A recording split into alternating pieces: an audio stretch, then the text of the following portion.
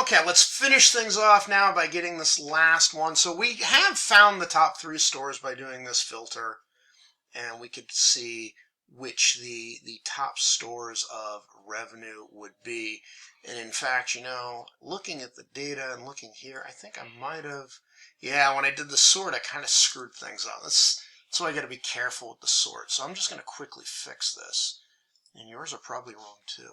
So that should actually be referencing this. And there we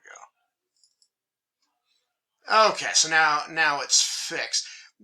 It did sort, but it didn't sort everything the way that I wanted it to. So I told you to do something wrong, but that's great. Now it's all fixed. You can see these are our top 3 stores.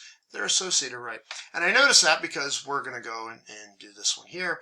Let's do it by a graph. So insert, instead of charts this time, I'm going to do a pivot chart. And so we'll do a pivot chart. And actually, it's selecting that data there. We already have this pivot table here. And so the other way we can do it is go right into pivot table. It was trying to create a pivot table there. So I'm going to go into pivot tables, analyze, pivot charts, and then it will make that chart directly off of my pivot table. Now you notice these are all the same. These aren't any different than the charts, but it's associated to our pivot table. So we're going to go for a bar this time, cluster bar, and it's going to look like that. We'll hit OK. And there it is. Now, why this is pretty cool is because it is directly associated right back with the pivot table.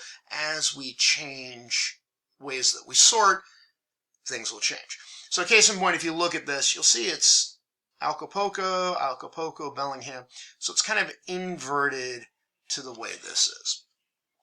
And so you can do the same thing that you can do with a pivot chart. You can click on the city and go, okay, just show me Acapulco, and it makes Acapulco really big. Also notice that the associated pivot table changed with it. So we're going to go select all, we're going to pick all of that, and we're going to bring all of that together. So this is kind of cool because, like I said, it's going to live update with us as we change things.